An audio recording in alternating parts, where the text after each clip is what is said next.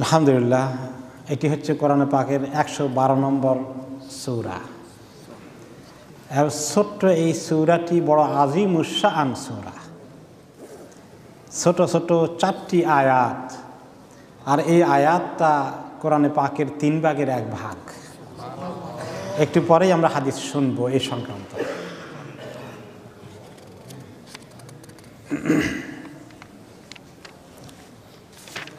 এই সূরার শান নজুল সম্পর্কে এসেছে, উবাই ইবনে কাব রাদিয়াল্লাহু আনহু বলেন, যিনি কোরআনের জ্ঞানে বিশেষজ্ঞ সাহাবীদের মধ্যে, তিনি বলছেন, সাহাবায়ে কেরামের পক্ষ থেকে তিনি বলছেন যে মুশরিকগণ বা ইহুদি নাসারার অমুসলিম কিছু দল এসে নবী করিম সাল্লাল্লাহু আলাইহি সাল্লামকে বললেন, ইয়া মুহাম্মদ ইনসিব লানা রব্বাক, হে মুহাম্মদ আপনার রবটা কেমন, বংশ পরিচয় তো কিছু দিলেন না, আপনার রবের বংশের পরিচয় একটু দেন। অন্য রিওয়ায়াতে এসছে, তারা বলে যে নাহনু, ইহুদিরা বলতো নাহনু না'বুদু উযাইর ইবনুল্লাহ, উযাইর নামে এক নবী ছিলেন আলাইহিস সালাম, আমরা ওনার ইবাদত করি। তো তিনি একজন আল্লাহর নবী এবং আল্লাহর সন্তান, আল্লাহর পুত্র উযাইর, নাউযুবিল্লাহ। ওয়াকালাতিন নাসারা নাহনু না'বুদুল মাসীহ ইবনুল্লাহ, আর খ্রিস্টানরা বলল যে আমরা আল্লাহর আরেক বেটা, আরেক পুত্র ঈসা আলাইহিস সালাম, মাসীহ আলাইহিস সালামের ইবাদত করি। ওয়াকালাতিল মাজুস, আর আরব দেশের আশেপাশে ছিল কিছু অগ্নি পূজারক, অগ্নি উপাসক, বিশেষ করে ইরাক, ইরান এলাকায় যারা মাজুস ছিল, যারা আগুনের পূজা করত অথবা কোনো আরো দেবদেবীর পূজা করত, তারা বলতো নাহনু না'বুদুশ শামসা ওয়াল কামার, যে আমরা তো চন্দ্র সূর্যের পূজা করি, বিশাল বিশাল 2টা গ্রহ নক্ষত্র। ওয়াকালাতুল মুশরিকুন নাহনু না'বুদুল আওসান, আমরা তো অনেকগুলো মূর্তি আছে তার পূজা করি, তোমরা মুসলমানরা কি করা, কিচ্ছু দেখা যায় না, শোনা যায় না, বোঝা যায় না, এমন এক আল্লাহ জোগাড় করেছ। লা হাওলা ওয়ালা কুওয়াতা ইল্লা বিল্লাহ। সে আমাদের মাবুদের একটা পরিচয় আছে, তোমাদের মাবুদের তো কোনো পরিচয় নাই। তখন আল্লাহ তাআলা নাজিল করলেন, কুল হুয়াল্লাহু আহাদ আল্লাহুস সামাদ লাম ইয়ালিদ ওয়া লাম ইউলাদ ওয়া লাম ইয়াকুল লাহু কুফুয়ান আহাদ। এটার অর্থ আশা করি আপনাদের সবাই জানা আছে, যার জানা নাই অবশ্যই জেনে নেওয়া উচিত। এত ছোট্ট সূরার অর্থ যদি বুঝি না, কি পড়ি, আল্লাহ তাআলা কি গুরুত্বপূর্ণ কথা বলছেন, কয়েকবার তর্জমা দেখে দেখে পড়লে, শুনলে বুঝে আসবে। কিন্তু বুঝে কোরআন তেলাওয়াত করা এবং নামাজের মধ্যে সূরাগুলো তেলাওয়াত করা আর না বুঝে তেলাওয়াত করার মধ্যে কিছু পার্থক্য আছে কি না? যথেষ্ট পার্থক্য আছে। আমরা যারা মুসল্লি আছি, যারা আরবি ভাষা সরাসরি বুঝি না, তাদের উচিত কমপক্ষে যে সূরাগুলো, আয়াতগুলো কোরআনে পাকে তেলাওয়াত করি আমরা নিয়মিত, এগুলোর অন্তত অর্থগুলোকে বোঝার চেষ্টা করা। আপনি একবার পড়লেন, ভুলে গেছেন, আবার পড়েন, আবার পড়েন, আবার কিছুদিন পরে পড়েন, তাহলে দেখবেন যে অনেকটা আপনার রপ্ত হয়ে গেছে। তখন আপনি কোরআনের তেলাওয়াত করলে বুঝবেন কি পড়ছেন আপনি বুঝবেন ওয়ায়ামনাউন আল মাউন অর্থ কী, ইয়াদখুলুনা ফি দীনিল্লাহি আফওয়াজের অর্থ কী। অর্থ সহকারে পড়লে নামাজের মধ্যে খুশু বেশি আসবে, খাশিয়াতুল্লাহ পয়দা হবে, আল্লাহ তাআলার সঙ্গে সম্পর্কটা আরও জাগরুক হবে। তো এই সূরার অর্থটা কি? কুল, আপনি বলে দিন, হুয়াল্লাহু আহাদ, তিনি ওই আল্লাহ যিনি এক, তিনি আল্লাহ, সে আল্লাহ এক, একক, অদ্বিতীয়। আল্লাহুস সামাদ, আল্লাহ তাআলা আস-সামাদ, সামাদ শব্দের অর্থ একটু পরে আমরা বুঝবো ইনশাআল্লাহ। লাম ইয়ালিদ ওয়া লাম ইউলাদ, তিনি কাউকে জন্ম দেন না বা জন্ম দেননি, তাকেও কেউ জন্ম দেয়নি। ওয়া লাম ইয়াকুল লাহু কুফুয়ান আহাদ, তার সমকক্ষ কেউ নয়। কেউ তার সমকক্ষ নেই। এই হলো সরল তরজমা। এই সূরার ফজিলতটা আমরা আগে শুনে নেই, ছোট্ট সূরার কি শান আল্লাহ তাআলা রেখেছেন। সহিহ বুখারী হাদিসে এসেছে, আন আয়েশা রাদিয়াল্লাহু আনহা ক্বালাত আন্না নবী সাল্লাল্লাহু আলাইহি ওয়াসাল্লাম বা'আসা রাজুলান আলা সারিয়াহ।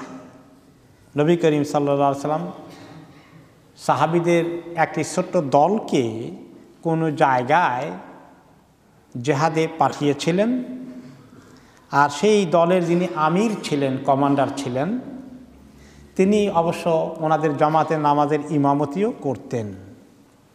ওয়া কানা ইয়াকরাউ লি আসহাবিহি ফি সালাতিহিম, যখন নামাজ পড়াতেন ফায়াখতামু বিকুল হুয়াল্লাহু আহাদ, প্রত্যেক রাকাতের শেষে সূরা ফাতিহা এবং অন্য সূরা তো পড়তেন, শেষে আবার চট করে কুল হুয়াল্লাহু আহাদ যোগ করতেন। রুকুতে যাওয়ার আগে প্রত্যেক রাকাতেই সূরা কুল হুয়াল্লাহু আহাদকে অ্যাড করতেন। তো সঙ্গে যারা সাহাবী ছিলেন তারা বলতেন, এই দেখি কি কারবার, প্রত্যেক রাকাতেই দেখি কুল হুয়াল্লাহ যোগ করে। ওনার সঙ্গে কিছু কথাবার্তা হয়েছে, ওই রেওয়ায়তে বেশি আসে নাই। পরে ওনারা কিছু কনফিউশন নিয়ে মদিনায় যখন ফেরত আসছেন যুদ্ধ শেষে, ফালাম্মা রাজাউ যাকারু যালিকা নবী সাল্লাল্লাহু আলাইহি ওয়াসাল্লাম, মদিনায় এসে ওনারা নবী করিম সাল্লাল্লাহু আলাইহি ওয়াসাল্লামকে কিছু অভিযোগের সুরেই বললেন, এই সাহাবী নামাজ পড়াতে গিয়ে সূরা কুল হুয়াল্লাহু আহাদ প্রত্যেক রাকাতেই যোগ করে, কারণটা কি? ফাকালা সালুহু লি আইয়ি শাইইন ইয়াসনাউ যালিকা। তো ওই সাহাবী ছিলেন না, বলে তাকে জিজ্ঞেস করে আসো, সে প্রত্যেক রাকাতে এটা পড়ে কেন, কারণ কি? তাকে জিজ্ঞাসা করো কি উদ্দেশ্যে পড়ে। ফাসাআলুহু ফাকালা লিআন্নাহা সিফাতুর রহমান ওয়া আনা উহিব্বু আন আকরা বিহা। সাহাবী উত্তর দিলেন, আসলে এই সূরার মধ্যে যিনি রহমান আছেন, আমাদের আল্লাহ মাবুদ, ওনার সিফাতগুলো এই সূরাতে আছে। ওনার পরিচয়টাকে আল্লাহ তাআলা তুলে ধরেছেন কিছু শব্দ দ্বারা, কিছু বাক্য দ্বারা। আল্লাহ তাআলা নিজের পরিচয় তুলে ধরেছেন, নিজের সিফাত বর্ণনা করেছেন। আর এই কারণে আমি চাই যে আমি প্রত্যেক রাকাতেই আল্লাহর সিফাতগুলো উচ্চারণ করি। এই মহব্বতের কারণে আমি এই সূরাটা পড়ি। ফাকাল আন-নবী সাল্লাল্লাহু আলাইহি ওয়াসাল্লাম আখবিরুহু আন্নাল্লাহ তাআলা ইউহিব্বুহু। তখন তিনি সাহাবীদেরকে বলেন, তাকে গিয়ে খবর দাও, সে যে আল্লাহ তাআলার সিফাতকে পড়া এত পছন্দ করে, এই কারণে প্রত্যেক রাকাতে এই সূরাতে পড়ে। এই মহব্বতের কারণে আল্লাহ তাআলাও তাকে মহব্বত করেন।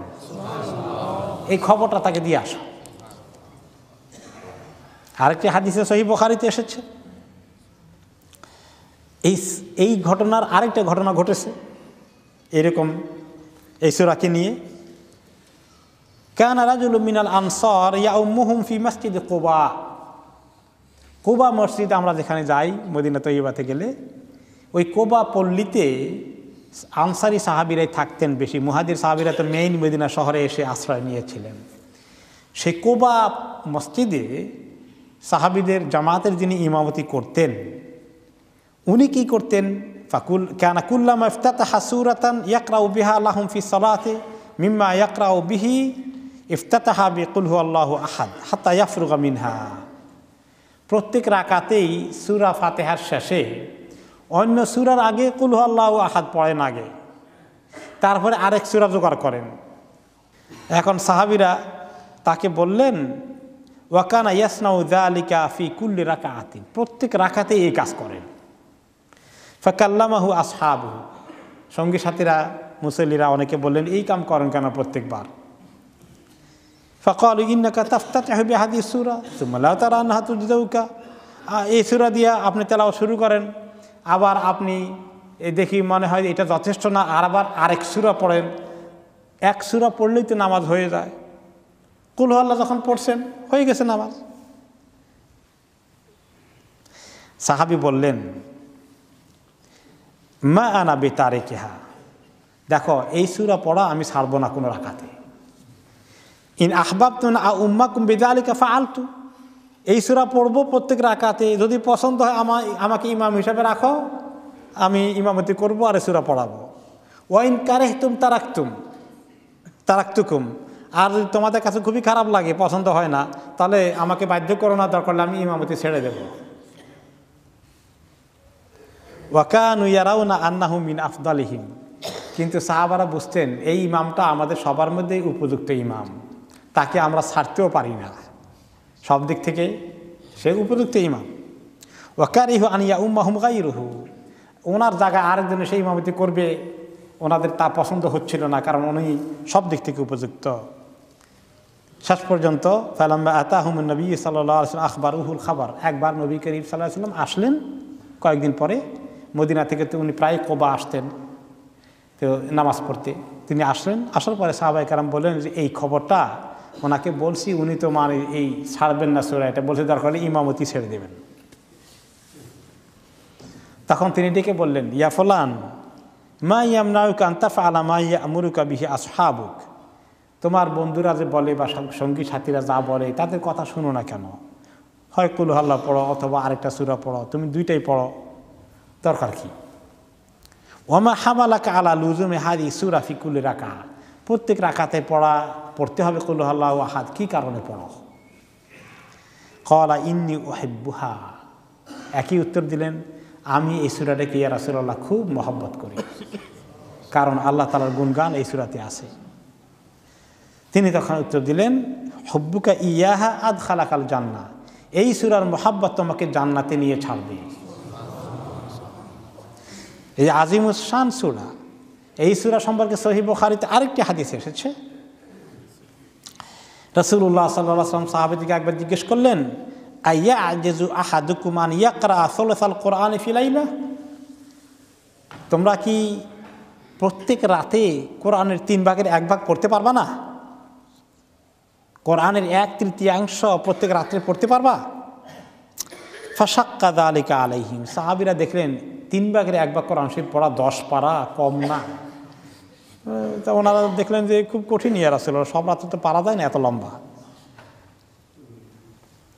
আইয়ুনা ইউতিকু যালিকা ইয়া রাসূলুল্লাহ, জানি না আমাদের মধ্যে কে পারবে এক এক রাতে 10 পারা করে পড়তে, এত 3 ভাগের 1 ভাগ এক এক রাতে পড়া। ফাকালা আল্লাহুল ওয়াহিদুস সামাদ সুলুসুল কোরআন,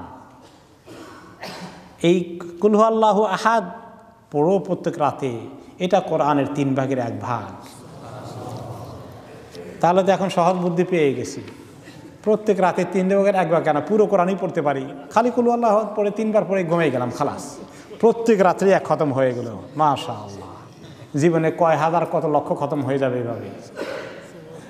আর খতমের দরকার আছে এত কষ্ট করে? আসলে আরেকটা হাদিস শুনি আগে, সেটা মুসনাদ আহমদে এসেছে। উবাই ইবনে কাব রাদিয়াল্লাহু আনহু আরেকটা হাদিসে বললেন, ক্বালা রাসূলুল্লাহ সাল্লাল্লাহু আলাইহি ওয়াসাল্লাম মান ক্বারাআ বিকুল হুয়াল্লাহু আহাদ ফাকান্নামা ক্বারাআ বিসুলুসিল কোরআন, যে ব্যক্তি কুল হুয়াল্লাহু আহাদ পড়ল সে যেন কোরআনের 3 ভাগের 1 ভাগ পড়ল। আরেকটি হাদিস এই বিষয়ে আবু দারদা রাদিয়াল্লাহু আনহু বলেছেন, আন্না রাসূলুল্লাহ সাল্লাল্লাহু আলাইহি ওয়াসাল্লাম ক্বাল আয়া'জিজু আহাদুকুম আন ইয়াকরা কুল্লা ইয়াউমিন সুলুসাল কোরআন, তোমাদের কেউ কি প্রত্যেক দিনে 1 বার করে কোরআনে 3 ভাগের 1 ভাগ পড়তে পারবা? ক্বালু না'আম ইয়া রাসূলুল্লাহ নাহনু আযআফু মিন যালিকা ওয়া আ'জাজ, পারবা না? সাহাবায়ে কেরাম বলেন, ইয়া রাসূলুল্লাহ আমরা এই প্রত্যেক রাতে 3 ভাগের 1 ভাগ পড়া খুব কঠিন, অনেক বড়, অনেক সময় লাগবে। ক্বালা ফা ইন্নাল্লাহা জাজ্জা আল কোরআনা সালাসাতা আজজা ফাকুল হুয়াল্লাহু আহাদ সুলুসুল কোরআন।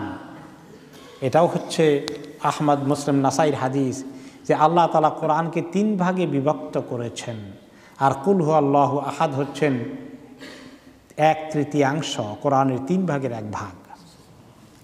এখন 3 ভাগের 1 ভাগের অর্থ কি? 3 ভাগের 1 ভাগের অর্থ মুফাসসিরিনে কেরাম বলেছেন যে কোরআনের মেসেজগুলোকে 3 ভাগে ভাগ করা যায়। একটা হলো তাওহীদ, একটা রিসালা, একটা আখিরা। তাওহীদ আল্লাহ তাআলার একত্ববাদের ঈমান, আর রিসালা হলো আরেকটি বিষয়, নবী রাসূল পাঠিয়েছেন, আল্লাহ তাআলা যে পয়গামগুলো দিয়েছেন, এই খোঁজ খবরগুলো দিয়েছেন, নবীর মাধ্যমে আমাদেরকে পৌঁছিয়ে দিয়েছেন, এটা হলো রিসালা, মেসেজগুলো করণীয় সম্পর্কে বলে দিয়েছেন।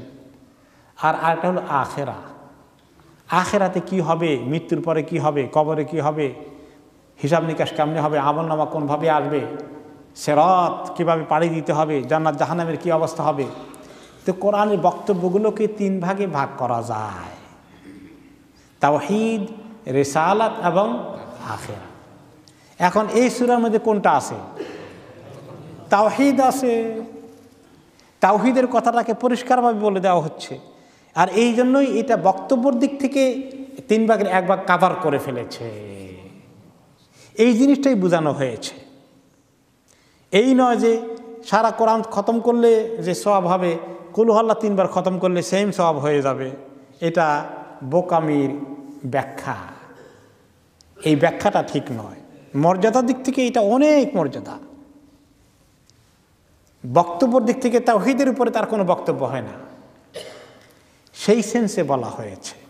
কাজেই আমরা এই কুল হু আল্লাহু আহাদের খতম করার চিন্তা না করে কোরআন পুরোটাই খতম করব, তবে কুল হু আল্লাহু আহাদ পড়ব। সেটা কিভাবে পড়ব? প্রত্যেক দিন প্রত্যেক রাতেই পড়া দরকার। একটি হাদিসে এসেছে, আবু দাউদ, তিরমিজি এবং নাসাইর হাদিসে এসেছে, আব্দুল্লাহ ইবনে হাবিব রাদিয়াল্লাহু আনহু একজন সাহাবী বলেন, আসাবানা আতাশুন ওয়া যুলমাহ। একবার আমরা মরুভূমির মধ্যে ভ্রমণ করতে গিয়ে আমরা পিপাসায় পড়ে গেলাম, আর অন্ধকার তুফান হয়ে গেল পৃথিবীর মধ্যে, মানে আমাদের কাছ থেকে আলো চলে অন্ধকার ঘনিয়ে আসলো। তুফানের আগে মাঝে মধ্যে অন্ধকার হয়ে যায়, এইরকম একটা অবস্থা সৃষ্টি হয়ে গেল। ভূমিকম্পের আগে বা কী বলে যে ঘূর্ণিঝড়ের আগে একটু পৃথিবী অন্ধকার হয়ে আসে, ওনাদের কাছে তাই হয়ে গেল। খুব বিপজ্জনক একটা আবহাওয়ার মধ্যে আমরা পড়ে গেলাম, আর পানিও সাথে নাই, গলা শুকিয়ে গেল। এই বিপদে পড়ে ফান্তাদারনা রাসূলুল্লাহ সাল্লাল্লাহু আলাইহি ওয়াসাল্লাম ইসাল্লি বিনা। আমরা চিন্তা করলাম যে এখন তো তিনি আমাদের সঙ্গে কাফেলাতে আছেন, তো তিনি আমাদেরকে নিয়ে নামাজ পড়বেন, আল্লাহর কাছে সাহায্য চাইবেন, নিশ্চয়ই আল্লাহ তাআলা আমাদেরকে বাড়ি বর্ষণ করবেন, রহমত দিবেন, কিছু একটা উপায় হবে। ফাখারাজা ফাআখাযা বিয়াদি ফাকালা কুল। উনি ঘর থেকে বেরিয়ে আসলেন, আমি ওনার সঙ্গ দিয়ে ওনাকে নিয়ে আসতেছিলাম, পাশে হেঁটে হেঁটে তিনি আমার হাত ধরে ফেললেন। রাসূলুল্লাহ সাল্লাল্লাহু আলাইহি ওয়াসাল্লাম সাহাবীর হাত ধরলেন, ধরে বললেন, কুল, পড়ো পড়ো। ফাসাকাত্তু, আমি চুপ করে গেলাম, কেন উনি কিছু বলবেন তারপরে আমি পড়বো, এই তো আমি তো নিজের থেকে কিছু পড়ার জিনিস জানি না। কুলতুমা আকুল, আমি বললাম যে কি বলবো ইয়া রাসূলুল্লাহ? ক্বালা কুল হু আল্লাহু আহাদ ওয়াল মুআউযিদাতাইন। এই কুল হু আল্লাহু আহাদ সূরাটা পড়ো, আর 2টা সূরা আছে যেগুলো দিয়ে তাআউযুদ চাইতে হয়, আল্লাহর কাছে আশ্রয় চাইতে হয়। আশ্রয় চাওয়ার ওই 2টা সূরাও পড়ো। মানে আশ্রয় চাওয়ার সূরা 2টা কোনটা? কুল আউযু বিরাব্বিল ফালাক আর কুল আউযু বিরাব্বিন নাস। পড়ো। হিনা তুমসি, যখন সন্ধ্যা করো জীবনে, ও হিনা তুসবিহু, আর যখন সকাল করো জীবনে, সালাসান, 3 বার করে পড়ো। কুল আল্লাহু আহাদ, ফালাক এবং নাস, এই 3টা সূরাকে 3 বার করে পড়ো। তাকফিকা কুল্লা ইয়াউম মাররাতাইন, দিনের সকালে সন্ধ্যায় 2 বার, যদি 2 বেলায় যদি পড়ো 3 বার করে, তাহলে তোমার সব কিছুর জিম্মাদারি আল্লাহ তাআলা নিয়ে নেবেন। এটাই এই 3টা সূরাই তোমার জন্য যথেষ্ট হয়ে যাবে। তারপরে কি হয়েছে, হয়তো আল্লাহ তাআলা ওনাদেরকে এই আবহাওয়া থেকে পরিত্রাণ করেছেন, সেই কথা আর হাদিসে বাকি অংশ আসেনি। আমরা আশা করি আল্লাহ তাআলা ওনাদেরকে এই পড়ার কারণে হয়তো বরকত দিয়ে দিয়েছেন। এই সূরা ওই মুআউযিদাতাইন, কুল আউযু বিল ফালাক ওয়ান নাসের সঙ্গে এই সূরার একটা প্যাকেজ যে আছে, সেই প্যাকেজ সংক্রান্ত আরেকটি হাদিস। উকবা ইবনে আমির রাদিয়াল্লাহু আনহু বলেন, লাকিতু রাসূলুল্লাহ সাল্লাল্লাহু আলাইহি ওয়াসাল্লাম, একবার আমার নবী করিম সাল্লাল্লাহু আলাইহি ওয়াসাল্লামের সঙ্গে যখন দেখা হলো, ফাবতাদাতুহু, আমি ওনার দিকে হাত বাড়াইয়ে দিলাম, ফাআখাযতু বিয়াদিহি, ওনার হাতকে ধরলাম। সাহাবীদের কথা কিসমত, আল্লাহ নবীর হাতটা ধরতে পেরেছেন। সুবহানাল্লাহ, আল্লাহ তাআলা ওনাদেরকে পছন্দ করেছিলেন, ওনারাই উপযুক্ত ছিল আল্লাহ নবীর হাতকে স্পর্শ করার। আমাদের যে ইমানি দুর্বলতা, আমাদের এই নাপাক সত্তা নিয়ে আমরা আল্লাহ নবীর হাত স্পর্শ করার মতো উপযুক্ত নই। সাহাবাদের এই সৌভাগ্য হয়েছে এবং ওনারা চিনেছেন, মূল্যায়ন করেছেন, নিজের জান দিয়ে আল্লাহ নবীকে সাহায্য করেছেন। ওহদের ময়দানে এক সাহাবী দেখলেন যখন কাফেররা তীর মারতেছে আল্লাহ নবীর দিকে, তিনি এমনভাবে আল্লাহ নবীর দিকে পাহারা দিচ্ছেন, সমস্ত তীর ওনার গায়ে পড়তেছে, একটা তীর যেন আল্লাহ নবীর গায়ে না পড়ে। এইভাবেই মহব্বত করেছে। আমি ওনার হাত ধরলাম, ফাকুলতু ইয়া রাসূলুল্লাহ বিমা নাজাতুল মুমিন। হাত ধরে কি কথা বলতেছেন, ঈমান ওনাদের ভিতরে কিভাবে মজবুত ছিল, আখিরাতের চিন্তা কিভাবে ওনাদেরকে অকুপাই করে রাখতো সব সময়। তিনি বলেন, আমি বললাম বিমা নাজাতুল মুমিন ইয়া রাসূলুল্লাহ, কিভাবে একজন মুমিনের নাজাত হবে আল্লাহর কাছে, আমাকে একটু বলবেন কি, কিভাবে আখিরাতে আল্লাহর কাছে মুক্তি পাওয়া যাবে। রাসূলুল্লাহ সাল্লাল্লাহু আলাইহি ওয়াসাল্লাম উত্তরগুলো দিলেন।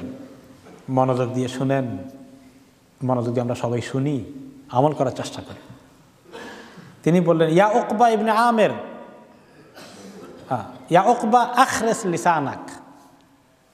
উকবা, তাহলে তোমার জবানকে বোবা বানিয়ে ফেলো, বোবা, মুখ বানাও, বোবা বানাও। বোবা মানে একদম কথাবার্তা চিরতরে বন্ধ করে দাও, সেটা তার অর্থ কি? হ্যাঁ বলেন, কম কথা বলো, কন্ট্রোল করো। কথা বেশি বলার মধ্যে ফজিলত বেশি না কম বলার মধ্যে ফজিলত বেশি?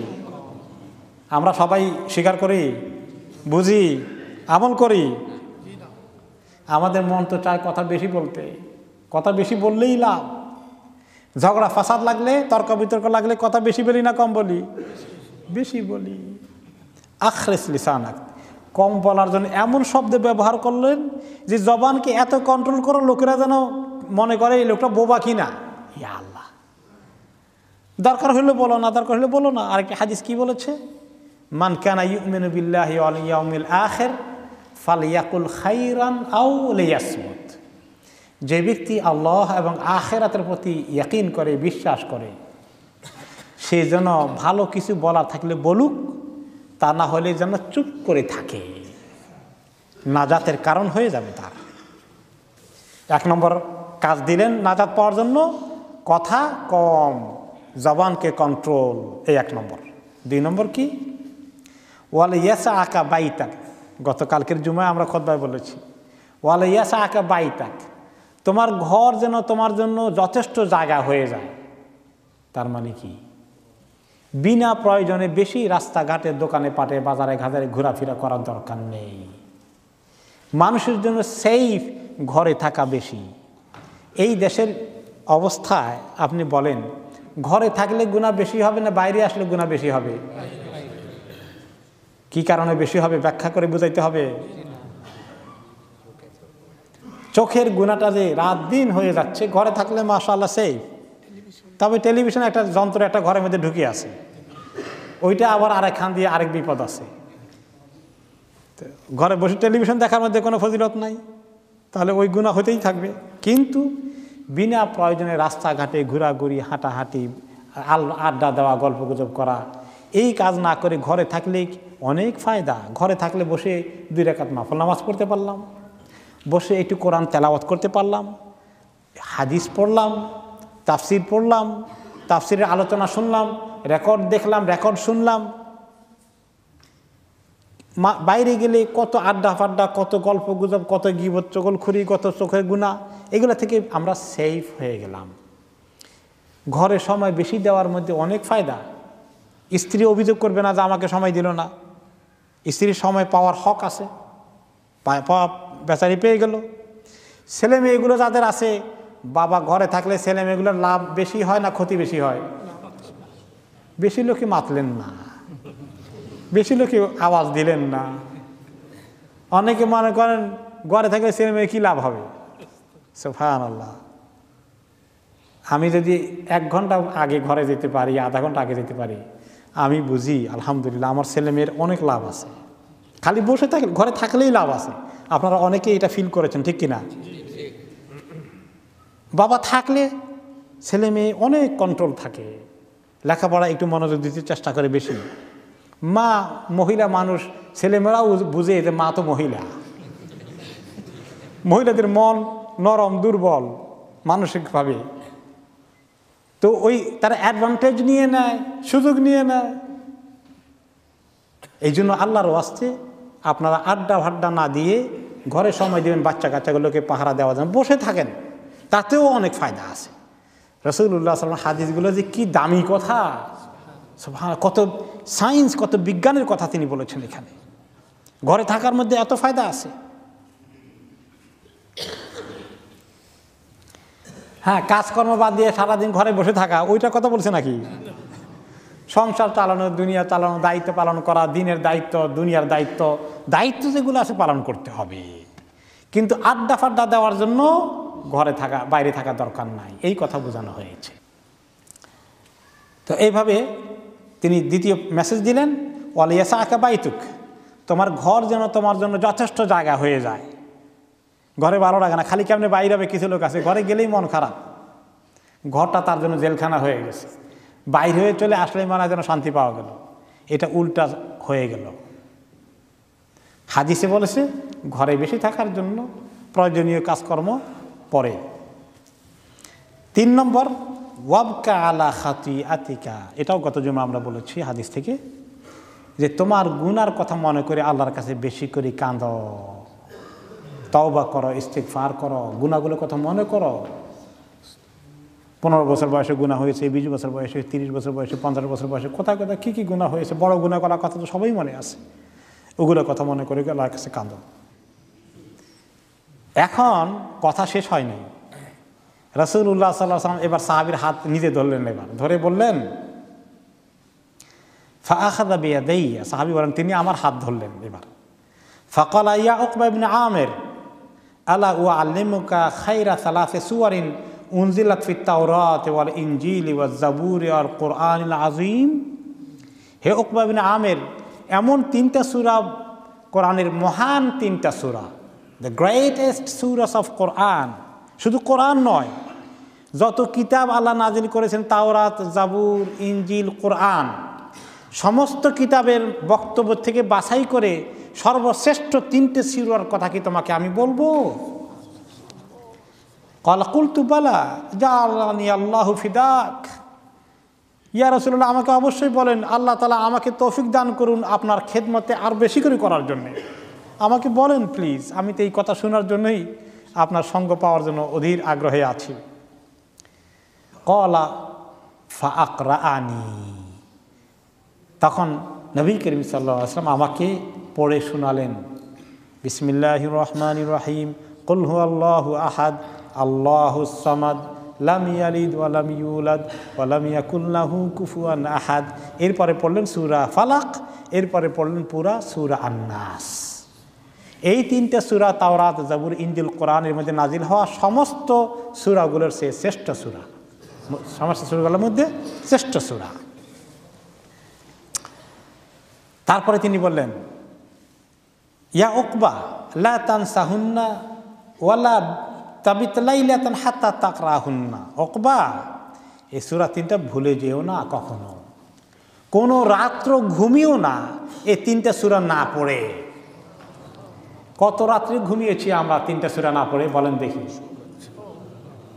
প্রায় রাত্রেই তো এই কাম করেছি না? এখন থেকে আর এই 3টা সূরা না পড়ে ঘুমানো যাবে? তিনি বললেন যে খবরদার উকবা, এই 3টা সূরা না পড়ে ঘুমিও না। ক্বালা ফামা নাসিতুহুন্না মুনযু ক্বালা লা তানসাহুন্না। সাহাবী বলেন, আমি আর কোনোদিন এই সূরাগুলো ভুলিনি যখন থেকে তিনি বলেছেন এই সূরা পড়া ভুলো না। ওমা বিত্তু লাইলাতান কাত্তু হাত্তা আকরাহুন্না, আর কোনোদিন আর এক রাত্রও ঘুমাইনি এই 3টা সূরা না পড়ে। ক্বালা উকবা সুম্মা লাকিতু রাসূলুল্লাহ সাল্লাল্লাহু আলাইহি ওয়াসাল্লাম।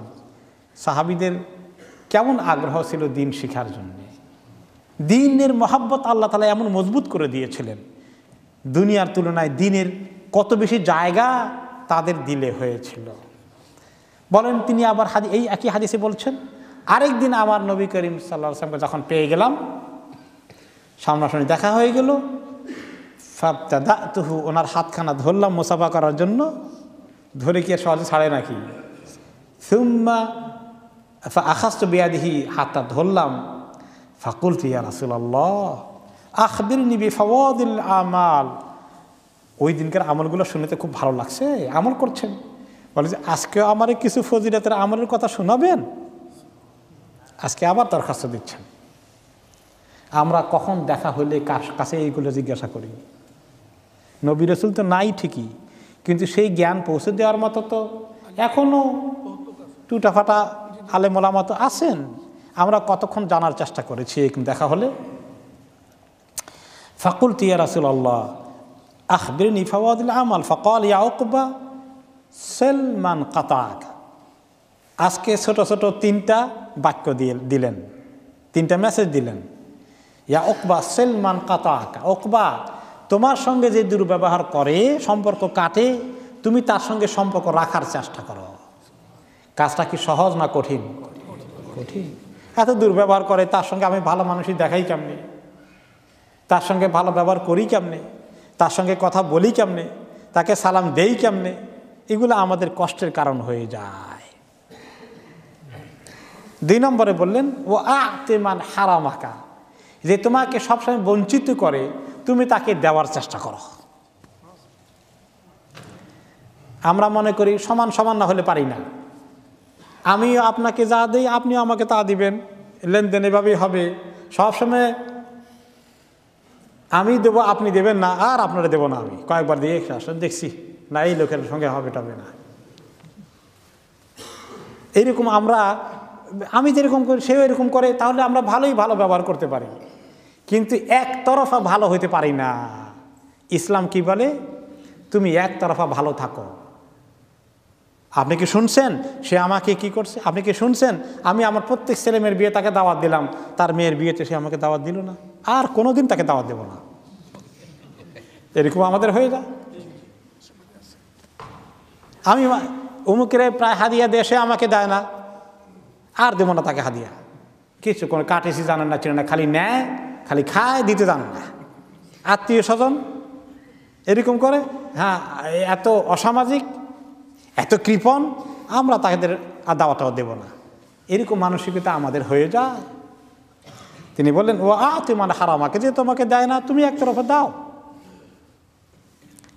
ও আরিদ আম্মান যালামাকা, আর যে তোমার প্রতি জুলুম করে তার থেকে তুমি নিজেকে মুখ ফিরিয়ে নাও। তার অর্থ এই যে এইটা নিয়ে খচর খচর করা, তার সঙ্গে ধ্যান দরবার করা, তার সঙ্গে এটা নিয়ে যুদ্ধ করতে থাকা, এগুলো বেশি ভালো কাজ না। কেউ যদি তোমাকে জুলুম করে, তুমি পাওয়ার সহজ বুদ্ধি থাকলে পাওয়ার চেষ্টা করো, কোর্ট কাছারি আছে, ধ্যান দরবার আছে, কাউকে ধরা আছে, চেষ্টা করো। কিন্তু যদি দেখো যে না, সে জুলুম করে যায়, সে কোনো কোর্ট মানবে না, কাছারি মানবে না, আর কোর্ট কাছারিতে সবসময় দলিল প্রমাণ নিয়ে যাওয়াও যায় না, তারপরে কোনো সমঝদার লোকের কথাও শুনবে না, সে তার জিদ নিয়ে আছে, সে তার তরিকা নিয়ে আছে, তাহলে আর এটা নিয়ে বেশি বাড়াবাড়ি না করে ইগনোর করো, খালাস। একজন ভালো মুসলমান এরকম কথায় কথায় যদি টক্কর শুরু করে দেয়, সবার সঙ্গে যদি এরকম তার লাগালাগি হয়ে যায়, তাহলে তার জীবনটা কি সহজ হবে? আর কঠিন হয়ে যাবে। পৃথিবীতে অনেক মানুষ আছে আপনাকে কষ্ট দেবে। ও আরিদ আনিল জাহিলিন, আল্লাহ তাআলা বলেছেন খুযিল আফওয়া ওয়া আমর বিল উরফি ওয়া আরিদ আনিল জাহিলিন। ক্ষমার দৃষ্টিতে দেখুন, আর মানুষকে ভালো কাজের কথা বলুন, ভালো কাজের পরামর্শ দিন। আর ও আরিদ আনিল জাহিলিন, যারা জাহেল মার্কা লোক, মূর্খতা ছাড়া এদের কাছে ভালো কোনো কথা নাই। এর ভালো পরামর্শ দিলে, ভালো কথা বললে ওরা উল্টো দিকে ছুটে।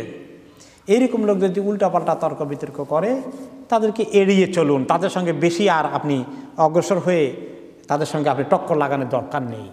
ওয়া ইযা খাতাবাহুমুল জাহিলুনা ক্বালু সালামা। জাহেল লোকেরা যখন খামাকা অতিরিক্ত ফিতনা ফাসাদ সৃষ্টি করার জন্য গায়ে পড়ে ঝগড়া করতে আসে, ভালো মানুষ, ভালো মুত্তাকি, ভালো মুসলিম বলবে সালামু আলাইকুম, আমি এর বেশি আর আগাইতে পারবো না, আমাকে মাফ করো, আমি চলে গেলাম, সালামু আলাইকুম। চলে যাবে, রাগ করে যাবে না, আবার তাও সালাম দিয়ে যাবে। সালাম দিলে রাগ করা যায়? আমরা এমনভাবে রাগ করে চলে যাই, সালাম আর দিতে পারি না, কারণ এত রাগ করছি সালাম আমার মুখে দিয়ে আসে না। এই জন্য মানুষের সঙ্গে ডিলিংয়ের কথাটা এই হাদিসে আছে। এইগুলো সবচেয়ে ফজিলতের আমল। তিনটা কথা আবার মুখস্থ করি। যে ব্যক্তি আপনার সঙ্গে দুর্ব্যবহার করে, সম্পর্ক কেটে দেয়, আপনি তার সঙ্গে সম্পর্ক কাটবেন না, আপনি সম্পর্ক রাখার জন্য যতটুকুন পারা যায় চেষ্টা করুন। 2 নম্বরে, যে ব্যক্তি আপনাকে বঞ্চিত করে, আপনার হক আদায় করে না, আপনি তার হক আদায় করুন। আমাদের সমাজে অনেক স্বামী স্ত্রী দেন দরবার হয়। স্বামীর কমপ্লেন, স্ত্রী হক আদায় করে না, স্ত্রী তার কথা শুনে না, স্ত্রীতে কোনো কোঅপারেশন নাই, নন কোঅপারেশন। স্ত্রীর কথা কি কোনো দায়িত্ব পালন করে না, অনেক পয়েন্ট তার জমা হয়ে আছে। তো সে এরকম করে, আমি তার সঙ্গে ভালো ব্যবহার কেমনি করব? সে ভালো হলে আমিও ভালো। এখানে তাহলে স্বামীকে একতরফা ভালো হয়ে দিতে হবে। স্ত্রী যদি কথা নাও শুনে, তারপরে সে ভালো স্বামী হিসাবে আল্লাহর কাছে চলে যাক। স্ত্রী যদি দেখে যে তার স্বামীটা ভালো নয়, তার প্রতি অবিচার করছে, তাহলে স্ত্রী চেষ্টা করবে তাকে সংশোধন করতে। না পারলে বেশি ঝগড়া ফাসাদ সারাদিন এটা নিয়ে খটর-মটর না করে সে যদি সবরের সাথে আল্লাহর কাছে চলে যায়, স্ত্রীর জন্য আল্লাহর কাছে বিশাল মর্যাদার ব্যবস্থা রয়েছে। তাহলে এটাই হলো ও আতেমান হারামাকা, যে ব্যক্তি তোমাকে বঞ্চিত করে তুমি তাকে দাও। 3 নম্বর হচ্ছে, যে ব্যক্তি ঝগড়া ফাসাদ করে তোমার উপরে খামাকা প্যাচ লাগাই দেয়, তোমার প্রতি অভিযোগ করে, তোমার ব্যাপারে সঙ্গে সঙ্গে খামাকা ফিতনা ফাসাদ সৃষ্টি করতে আসে, তুমি তার থেকে নিরাপদে সরার চেষ্টা করো, নিরাপদ থাকার চেষ্টা করো, নিরাপদে চলে যাওয়ার চেষ্টা করো। এই সূরার কত যে ফজিলত আছে। এই সূরার মধ্যে শেফা আছে, শেফা, রোগ মুক্তি। সেই কথা সহিহ বুখারী হাদিসে এসেছে। আন আয়েশা রাদিয়াল্লাহু আনহা আন্না নবী সাল্লাল্লাহু আলাইহি ওয়াসাল্লাম কানা ইযা আওয়া ইলা ফিরাশিহি কুল্লা লাইলাতিন জামা কাফাইহি। মা আয়েশা রাদিয়াল্লাহু আনহা বলেন, যিনি অনেক কাছে থেকে নবী করিম সাল্লাল্লাহু আলাইহি ওয়াসাল্লামের ব্যক্তিগত আমলগুলো দেখেছেন, ওনার চেয়ে বিবিদের চেয়ে আর কাছে এত ব্যক্তিগত আমল কোনো সাহাবী দেখেছেন? এই জন্য সাহাবীরা প্রায় আসতেন জিজ্ঞেস করতে যে কাছে থেকে ঘরে ব্যক্তিগত আমলগুলো কেমন দেখেছেন, চলাফেরা আমাদেরকে একটু বলুন। তিনি বলেন যে যখন তিনি ঘুমোতে যেতেন, বিছানায় যেতেন, তিনি প্রত্যেকটি রাত্রে হাত তালু দুটাকে আমনে করতেন। এরপরে এই দুটো এখানে লিখছে সুম্মা নাফাসা ফিহা, ফু দিতেন, তারপরে পড়তেন। অন্য হাদিসে আছে আগে পড়তেন তারপরে ফু দিতেন। এখানে একটু অর্ডারে বেশ কম হয়ে গেছে। এই 3টা সূরা পড়তেন, কুল হুয়াল্লাহু আহাদ, কুল আউযু বিল ফালাক, কুল আউযু বিন নাস। আউযুবিল্লাহ আগে যোগ করবেন, তারপরে প্রত্যেক সূরার শুরুতে বিসমিল্লাহ, আর আউযুবিল্লাহ লাগবে না। পয়লা বার শুধু আউযুবিল্লাহ লাগবে, তারপরে বিসমিল্লাহ পরে কুল হুয়াল্লাহ, বিসমিল্লাহ পরে কুল আউযু বিল ফালাক, বিসমিল্লাহ কুল আউযু বিন নাস পরে ফু দিতেন। তারপরে কি করতেন? সুম্মা ইয়ামসাহু বিহিমা মাস্তাতা মিন জাসাদিহি ইয়াবদাউ বিহিমা আলা রাসিহি ওয়া ওয়াজহি। এরপরে এই ফু দেওয়ার পরে তিনি ওনার হাতের তালুগুলো দিয়ে ওনার শরীরের যদ্দূর টাচ করা যায় এই টাচ করতেন। তিনি মাথা থেকে শুরু করে, চেহারা থেকে শুরু করে সামনের অংশের যদ্দূর টাচ করা যায় তদ্দূর করতেন। ওয়ামা আকবালা মিন জাসাদিহি, শরীরের সামনের অংশের যদ্দূর পারা যাইতো টাচ করতেন।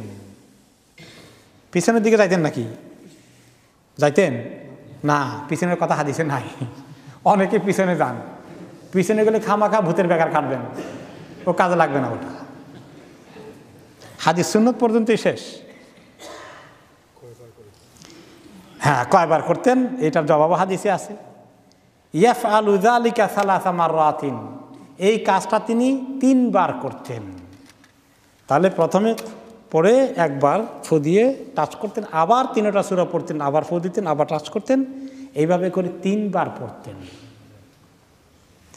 এই কেন করতেন? এবং তিনি যখন অসুস্থ হয়ে গেছেন তখনও পড়তেন। বাকি কথাগুলো কুল আউযু ফালাক এবং নাসের মধ্যে বেশি করে আনবে। কুল আউযু ফালাক এবং নাসে কুল হুয়াল্লাহ এটা শেফার অংশ, আর ফালাক নাসের মধ্যে বেশি কথা থাকবে।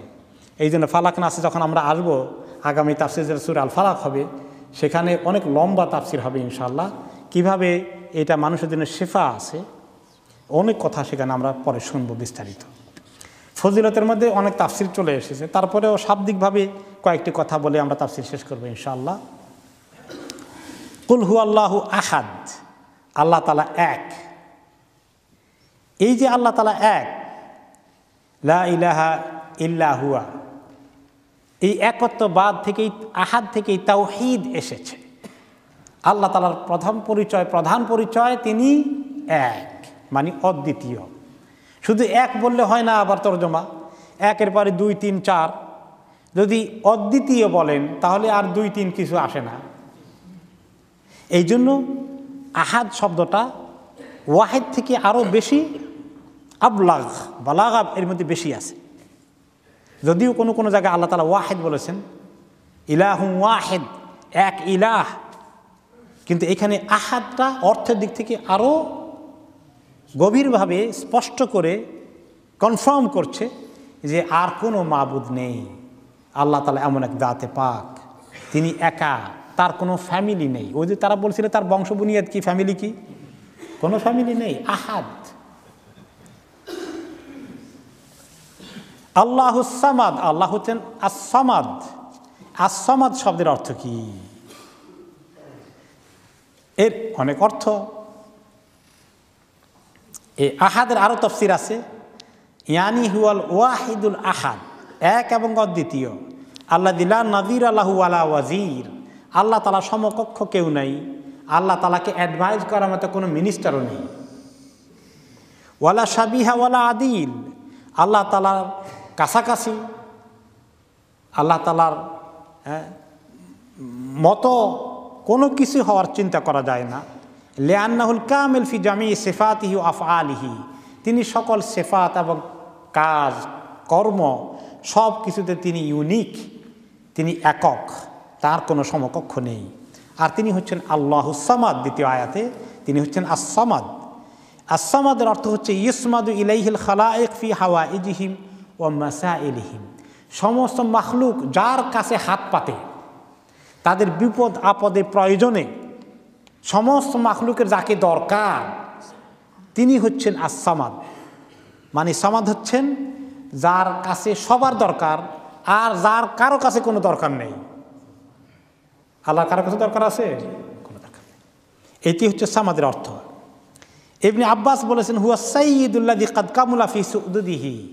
সাইয়্যিদ মানে এমন লিডার, লিডার শুধু নয়, লিডারের উপরে কিছু, এমন পরিচালক, এমন বড় কর্তা, যার কর্তাগিরি সমস্ত কমপ্লিট হয়ে আছে, কোনো ত্রুটি যার নেই, যার উপরে কোনো কর্তা হতে পারে না। ওয়া শরীফুল্লাযী কাদ কামুলা ফি শারাফিহি, এমন মহামর্যাদাবান, শান পজিশনওয়ালা সত্তা, যার সমস্ত সম্মান পজিশন কমপ্লিট হয়ে আছে, কোনো দিকে ত্রুটি নেই। ওয়াল আযীমুল্লাযী কাদ কামুলা ফি আযামাতিহি, এমন বিশাল মহান তার অস্তিত্ব, যার অস্তিত্বের মধ্যে, যার মহত্বের মধ্যে কোনো ত্রুটি নেই। ওয়াল হালিমুল্লাযী কাদ কামুলা ফি হিলমিহি, তিনি এত ধৈর্য এবং সহ্য করতে পারেন, যার সহ্যের ক্ষমতা সমকক্ষ কারো নেই, কেউ নেই। ধৈর্যের মধ্যে তার এতটুকু চ্যুতি বিচ্যুতি কমতি ঘটে না। ওয়াল আলিমুল্লাযী কাদ কামুলা ফি ইলমিহি, তিনি এমন মহা জ্ঞানী, যার জ্ঞানের পরিপূর্ণতা রয়েছে। ওয়াল হাকিমুল্লাযী কাদ কামুলা ফি হিকমাতিহি, তিনি এমন হাকিম, এমন ফয়সালা দানকারী, যার ফয়সালা সবসময় ত্রুটির ঊর্ধ্বে এবং কমপ্লিট হয়ে যায়। আহু আল্লাযী, এসব কিছু নিয়ে তিনি ওয়াহু আল্লাহু সুবহানা, তিনি মহাপবিত্র আল্লাহ তাআলা। লাইসা লাহু কাফউন ওয়া লাইসা কামিসলিহি শাই, তার সমকক্ষ কেউ নেই, তার মতো কেউ নেই। সুবহানাল্লাহিল ওয়াহিদুল কাহ্হার, এই গুণের যিনি অধিকারী তিনি হচ্ছেন আস-সামাদ। আস-সামাদের আরেকটি অর্থ এসেছে, তাফসীর এসেছে, আল হাইয়ুল কাইয়্যুম আল্লাযী লা যাওয়ালা লাহু, যিনি সদা জীবিত, চিরঞ্জীব, এবং যিনি কাইয়্যুম, যিনি সর্বাবস্থায়, সকল অবস্থায় যিনি, যার অস্তিত্ব থাকে।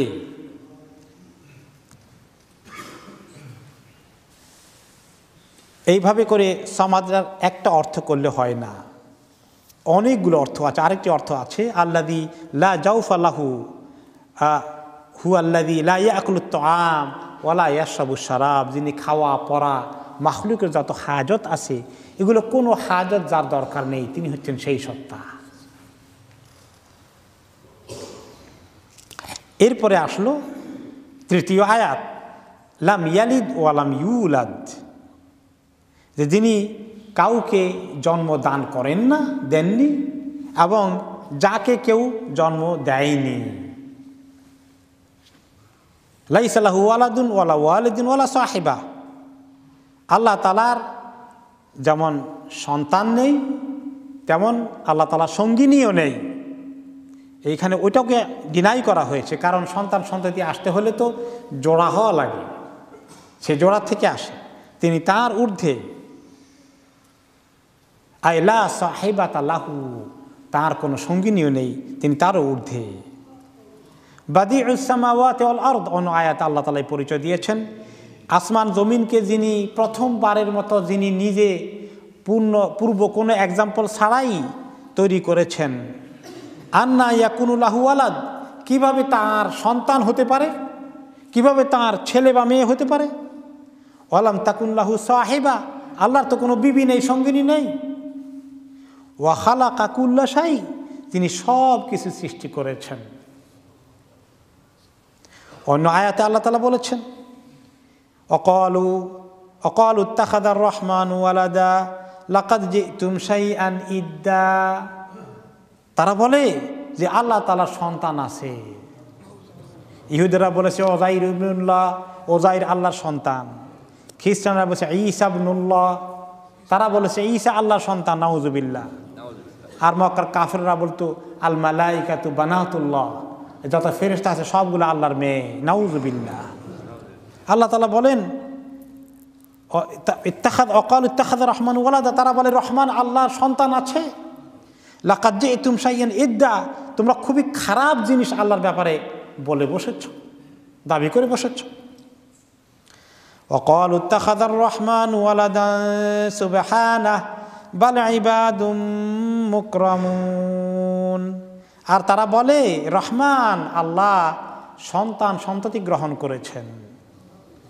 সুবহানা, তিনি এগুলোর কত ঊর্ধ্বে, কত পবিত্র তিনি। এই ফেরেশতাগুলোকে বাল ইবাদুম মুকরামুন, বরঞ্চ এরা হচ্ছে আল্লাহ তাআলার সম্মানিত সৃষ্টি বান্দাগুলো, যারা আল্লাহর হুকুম কার্যকরী করার দায়িত্ব পালন করে। ওয়ালাম ইয়াকুন লাহু কুফুয়ান আহাদ, আর আল্লাহর সমকক্ষ কেউ নয়। 4 নম্বর আয়াত, আল্লাহর বরাবর কেউ হতে পারে না। এই কথাগুলো ঘুরে ঘুরে একই মেসেজ দিচ্ছে যে কেউ আল্লাহ তাআলার সমকক্ষ নেই, আল্লাহ তাআলার সমকক্ষ কেউ নেই। তার অর্থ আমরা অনেকে স্বীকার করি যে সৃষ্টি আল্লাহ তাআলা করেছে, হায়াত মউত কে দেন, আল্লাহ তাআলা দেন। অনেকেই মনে করে আমার ছেলে মেয়ে না হইলে ছেলে মেয়ে কে দেওয়ার কথা, আল্লাহ তাআলা দেবেন। কোনো মাজারে গিয়ে কিছু দিয়ে আসলে ছেলে মেয়ে পাওয়ার সম্ভাবনা আছে, কি মনে করেন? নাউজুবিল্লাহ। কোনো সময় কোনো ব্যক্তির দিকে বলে যে আমার দিকে তাকান, তাকাইলে আপনার নেক নজর পড়লেই আমার কাম হয়ে যাবে, নাউজুবিল্লাহ। আহা, তাকাইতে হবে কে? আল্লাহ তাআলা। আল্লাহ আমার দিকে একটু দেখেন, আল্লাহ আমি কত অভাবে আছি, আল্লাহ আমি একটা বাচ্চার জন্য কত কষ্টে আছি, আল্লাহ আমার দিকে দেখেন, আমাকে একটা বাচ্চা দেন। তো দেখবেন কে, দেবেন কে, তাকাবেন কে? আল্লাহ তাআলা। আমি কার দৃষ্টি চাই? আল্লাহর দৃষ্টি চাই। এটাই হওয়া উচিত। কিন্তু মানুষকে মাখলুককে নিয়ে বসিয়ে দিয়েছে, ওলি আল্লাহকে বসিয়ে দিয়েছে, মাজারওয়ালাকে বসিয়ে দিয়েছে। ওয়ালাম ইয়াকুন লাহু কুফুয়ান আহাদ, আল্লাহ সমকক্ষে কেউ নয়, কারো দেওয়ার কোনো ক্ষমতা নাই। আমি দোয়া করতে থাকি, আমি যত দোয়া করি আল্লাহ তাআলা কবুল করেন না করেন না? বলে করলে তো রেজাল্ট পাইতাম। রেজাল্ট যখন পাই না সঙ্গে সঙ্গে তখন মনে করছে হায় রে আমার দোয়া কবুল হয় নাই। কিন্তু হাদিসে বলছে তুমি যদি জায়েজ জিনিসের দোয়া করো আর দোয়ার যেভাবে করতে হয় মনোযোগ দিয়ে শর্ত শরাত পূরণ করে দোয়া করো, তোমার দোয়া কবুল হতে থাকে, কবুল হতে থাকে। শুধু তখন দোয়া কবুল হয় না যখন তুমি বলো এত দোয়া করলাম আল্লাহ তাআলা একটুও শুনলেন না, তখন দোয়া কবুল করা বন্ধ হয়ে যায়। তো কবুল হইল যে রেজাল্ট তো দেখলাম না, তার জবাব কি? তার জবাব অন্য হাদিসে এসেছে। হয়তো আল্লাহ তাআলা কবুলের 3টা তরিকা আছে। ওই যেটা চেয়েছি ওইটাই আল্লাহ তাআলা দেবেন, হয়তো একটু আগে পরে হইতে পারে। তা না হলে আল্লাহ তাআলা সেটা দিবেন না মনস্থ করেছেন, আল্লাহ সিদ্ধান্ত নিয়েছেন ওটা দেব না আমি। কিন্তু আরও একটা বড় বিপদ আসার কথা ছিল, ওটা আল্লাহ সরিয়ে নেবেন। আরও বড় বিপদ আসার কথা ছিল। 2 নম্বর তরিকা আল্লাহ তাআলা আপনাকে দোয়া কবুলের রেজাল্ট দিতে পারেন। 3 নম্বর হচ্ছে হয়তো দুনিয়াতে আল্লাহ ওটা দেবেন না। আল্লাহ তাআলা মনস্থ করেছেন আপনাকে এই দোয়াটার পুরস্কার শুধু আখিরাতে দেবেন। আর আখিরাতে যখন বিরাট পুরস্কার দেখবেন আপনি দোয়ার, আপনি বলবেন যে আল্লাহ দুনিয়ার ব্যবসার জন্য দোয়া করছিলাম, দুনিয়ার চাকরির জন্য দোয়া করেছিলাম, তুমি আমাকে তখন না দিয়া বুঝতে পারি নাই কেন যে আটকাই রাখছিলা, এখন দিছো আল্লাহ, কি ভালো কাজ করেছো আল্লাহ, এত নেকি আমাকে দিলা দোয়ার কারণে। এই হলো দোয়া, যে আল্লাহ তাআলা এভাবেই দোয়া কবুল করেন। কাজেই আমরা দোয়ার ব্যাপারে কখনো যেন বখিলি না করি। আল্লাহ তাআলা কবুলের ব্যাপারে বখিলি করেন না। আমরা যেন প্রতিবাদ না করি, আমরা যেন চাইতে থাকি, বিরক্ত হই না, আমরা যেন ক্ষান্ত দিনে টায়ার্ড হয়ে যায় না। করার মধ্যেই লাভ আর লাভ। আরেকটা কথা, দুনিয়াতে যদি যেটা চাইছি সেটা পাওয়া যায় ওইখানেই শেষ, না আখিরাতেও কিছু দেবেন? আখিরাতে দিবেন। আল্লাহ তাআলা এত কারিম, শুধু দুনিয়াতে দিয়ে ছেড়ে দিবেন না। দুনিয়ার হাজাত চেয়েছি, আমার চাকরিটা চেয়েছিলাম, আমার ব্যবসাটা হোক চাইছিলাম, যেমন চাইছি তেমন পাইছি, এখানেই শেষ না, যে চাইছি আখিরাতেও দিবেন। এরকম দেনেওয়ালা আর কোনো জায়গায় আছে? সুবহানাল্লাহ। সেই আল্লাহর কাছে যেন আমরা চাইতে পারি, আল্লাহ তাআলা আমাদেরকে তৌফিক দান করেন। ওমর রাদিয়াল্লাহু আনহু বলছেন, শোনো, দোয়া যখন আমি করি, দোয়া করার তৌফিক আল্লাহ তাআলা দেন, আমি কোনো চিন্তাই করি না যে দোয়া কবুল হইল না হইলো, কারণ আমি জানি আল্লাহ তাআলা তৌফিক না দিলে দোয়া করতেই পারতাম না। তিনি তৌফিক যখন দিচ্ছেন তিনি করবেন, আমার আশা আছে কবুল করে ফেলবেন। তাহলে এইরকম হিম্মত নিয়ে, আশা নিয়ে আল্লাহর কাছে দোয়া করি। আল্লাহ রাব্বুল আলামিন কবুল করুন, আমিন। সুবহানাকাল্লাহুম্মা বিহামদিকা আশহাদু আল্লা ইলাহা ইল্লা আনতা আস্তাগফিরুকা।